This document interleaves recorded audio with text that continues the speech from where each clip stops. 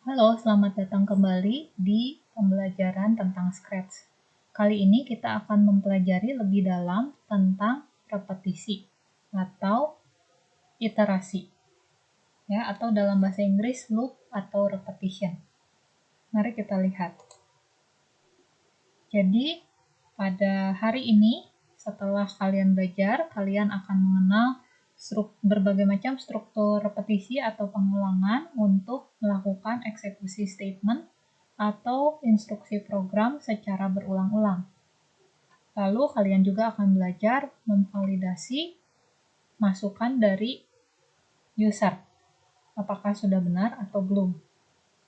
Lalu kalian akan mengenal berbagai looping atau pengenalan yang bersifat counter control, artinya sudah diketahui berapa kali harus diulang semua statement di dalam loop tersebut. Ada juga loop yang sifatnya event control, artinya loop tersebut terjadi atau diulangi selama kondisi tertentu terpenuhi. Berikutnya, kalian juga akan belajar tentang recursion atau dalam bahasa Indonesia rekursif, yang merupakan prosedur atau fungsi yang memanggil dirinya sendiri. Kita lihat beberapa jenis looping atau pengulangan. Yang pertama, tadi sempat saya singgung, yaitu tentang counted loops atau pengulangan dengan jumlah pengulangan yang sudah diketahui sebelumnya. Jadi pada kasus ini atau pada tipe ini kita sudah tahu berapa kali statement-statement di dalam loop tersebut harus diulangi.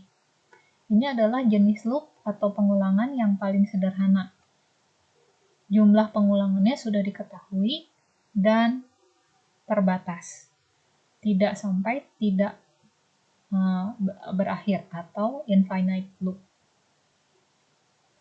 Jadi itulah tipe looping yang pertama, di mana jumlah pengulangannya sudah diketahui sebelumnya atau sudah pasti. Berapa kali harus diulangnya. Nah, tipe pengulangan yang kedua itu disebut conditional control loops. Nah, pada tipe ini, looping atau pengulangan bisa saja tidak berhenti atau indefinite. Jadi mungkin saja dilakukan terus-menerus. Yang pasti adalah looping ini akan terus berulang sampai suatu kondisi terpenuhi atau kondisi berakhirnya terpenuhi. Baru looping tersebut akan diakhiri. Yang ketiga adalah jenis looping yang infinite atau looping yang tidak pernah berhenti. Repeat atau diulangi terus-menerus, ya, tanpa ada kondisi berhentinya. Nah,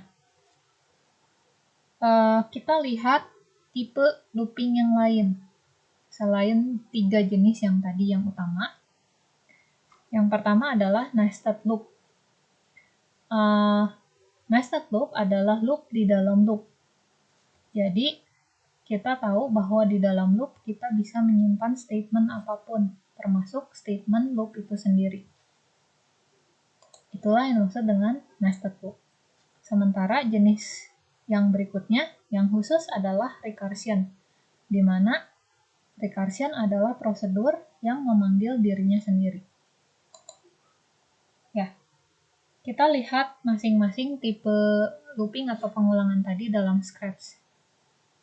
Counted loops dalam Scratch dapat dilakukan dengan block repeat, di mana kita di sini sudah mendefinisikan dari awal berapa kali blok di dalam repeat ini harus diulangi.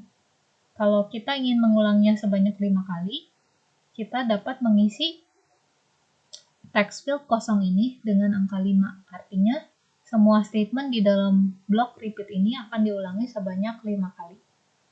Itu yang tipe pertama, counted loops. Kita gunakan block repeat dalam Scratch. Sementara untuk condition loops, dalam Scratch kita bisa menggunakan block repeat until. Dengan repeat until, kita bisa mengulang-ulang statement di dalam blok repeat until sampai kondisi berhentinya terpenuhi. Jika kondisi berhentinya terpenuhi, maka semua blok di dalamnya akan dilewat.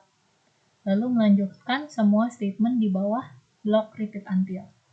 Ya, jadi repeat until itu akan mengulangi semua statement di dalam blok repeat until sampai kondisinya terpenuhi. Jika kondisinya sudah true atau terpenuhi, maka dia akan keluar dari blok repeat until.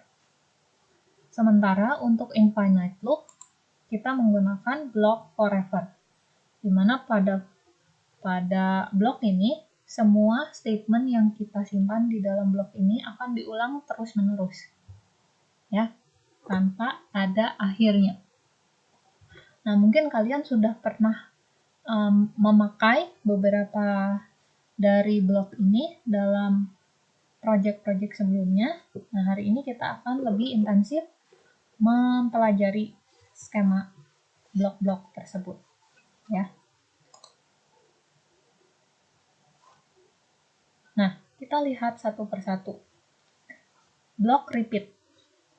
Repeat akan mengulang komen atau semua statement di dalam blok ini, ya, dengan jumlah n yang diketahui sebelumnya. Misalnya, kasus untuk yang menggunakan skema ini adalah kita ingin menggambar poligon yang diketahui jumlah sisinya, ya. Maka pada contoh penggambaran poligon ini, kita bisa pertama mulai menggambar sebuah garis, lalu berputar dengan sudut tertentu, ya, biasanya 360 dibagi dengan banyaknya si sudut di poligon tersebut, ya, itu besar perputarannya. Lalu menggambar garis lagi, berputar lagi, menggambar garis lagi, berputar lagi, dan seterusnya. Ya. Pada poligon dengan 6 sisi, ya, maka menggambar garis dan berputar akan diulangi sebanyak 6 kali. Kalian lihat bahwa pada setiap iterasi atau pengulangan yang diulang-ulang adalah menggambar garis, kemudian pena berputar dengan sudut tertentu. Menggambar garis, pena berputar dengan sudut tertentu, dan seterusnya. Ya. Nah, itu akan diulang-ulang, hal yang sama, yaitu menggambar garis dan berputar akan diulang-ulang sebanyak jumlah sisi dari poligon tersebut. Pada segitiga, maka kita melakukan 3 kali pengulangan instruksi menggambar garis dan berputar. Menggambar garis dan berputar, menggambar garis dan berputar. Ya. Nah, menggambar garis dan berputar itu bisa kita masukkan ke dalam blok repeat, ya. Sementara kita ulangi sebanyak berapa kalinya tergantung jumlah poligon yang ingin kita gambar. Nah, silakan dicoba kalian buat fungsi untuk menggambar poligon, ya, dengan parameternya dikirimkan ke dalam text field ini, ya, tergantung poligon berapa sisi yang ingin digambar. Gunakan blok repeat. Nah, berikutnya adalah repeat until. Tadi sudah saya jelaskan bahwa blok ini akan mengulang-ulang semua statement di dalamnya sampai suatu kondisi terpenuhi. Misalnya, kasus yang membutuhkan blok repeat until adalah ketika kita ingin mengulang komen atau instruksi ask, ya, sampai user memasukkan bilangan positif. Jadi ini akan diminta terus masukannya ke user sampai masukannya benar, misalnya, ya. Atau kalau kalian sedang membuat game, maka contohnya adalah ulangi menembakkan peluru sampai energi dari player atau pemainnya turun di bawah batas nilai tertentu, ya. Tembak terus sampai energi levelnya di ambang batas tertentu, ya. Jadi itu bisa digunakan untuk kasus-kasus seperti itu, di mana kita tidak tahu berapa tembakan yang harus dilakukan. Pokoknya yang kita tahu adalah kondisi berhentinya, yaitu setelah energi player mencapai level tertentu, ya. Atau kita tidak tahu berapa kali user harus memasukkan input sampai benar. Misalnya sampai dianggap benar itu masukannya jika bilangan positif misalnya. Selama user memasukkan angka negatif atau 0, maka program akan selalu meminta masukan dari user. Misalnya seperti itu. Jadi kita tidak tahu di awal berapa kali instruksi tersebut harus dilakukan. Itu repeat until, ya. Nah, dalam bentuk flowchart bisa digambarkan seperti ini. Repeat until comment 1, comment 2, sampai comment n, sampai tes kondisinya terpenuhi, ya. Jadi selama tes conditionnya false, ini akan diulang terus, ya, sampai suatu saat tes conditionnya true, maka dia akan melanjutkan ke next comment, ya. Dalam bentuk flowchart seperti ini adalah pengecekan kondisinya, yaitu yang ini test condition. Jika test conditionnya masih salah, maka akan yang dilakukan program akan terus mengeksekusi komen atau instruksi di dalam body dari loopnya, ya, dari komen 1 sampai komen n. Terus dilakukan sampai suatu saat test conditionnya true. Setelah test conditionnya bernilai true, maka semua komen 1 sampai n tidak akan dieksekusi, akan dilompat langsung ke next comment. Begitu test conditionnya true, ya. Nah, di sini diberikan contoh ada 2 buah sprite. Ini project, nanti kalian bisa lihat, ya. Coba di sini ada 2 buah sprite, player dan guard. Misalnya ini script untuk guard sprite yang ini, ya.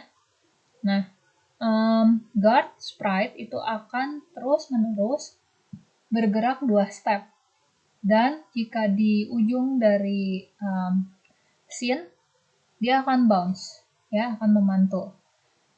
Dia akan terus bergerak, dan jika di edge, jadi ini akan mondar-mandir, ya. Jika dia akan bergerak terus sebanyak 2 step pada setiap iterasi, dan jika di tepi dia akan bounce atau memantul, ya. Itu akan diulangi terus sampai distance to player-nya lebih kecil dari 100. Kalau distance guard ke player sudah lebih kecil dari 100, maka dia akan mulai chasing the player sprite, ya.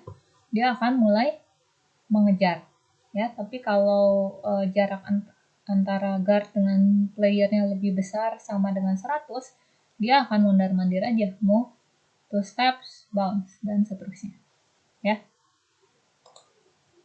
Nah, ini contoh kasus di mana kalian menggunakan skema repeat until. Nah, di sini ada activity. Silahkan nanti saya akan menyediakan sebuah project namanya chase.sp2. Coba kamu jalankan project tersebut. Terus gunakan panah, ya, tombol panah untuk menggerakkan player sprite-nya, ya. Mendekati guard-nya untuk melihat aksi pengejarannya, ya. Nah, terus coba kamu ganti test condition-nya untuk guard-nya, ya, untuk melepas guard-nya jika posisinya dari player berada di luar range tertentu. Misalnya antara minus 50 sampai 50, maka si guard-nya akan tidak mengejar, ya. Nah, terus implementasikan perubahan tersebut, ya, dalam project. Jadi tugas kamu adalah memodifikasi project tersebut sehingga kondisi ini terpenuhi, ya. Silahkan dicoba. Jika ada pertanyaan, tanyakan via Discord. Terima kasih.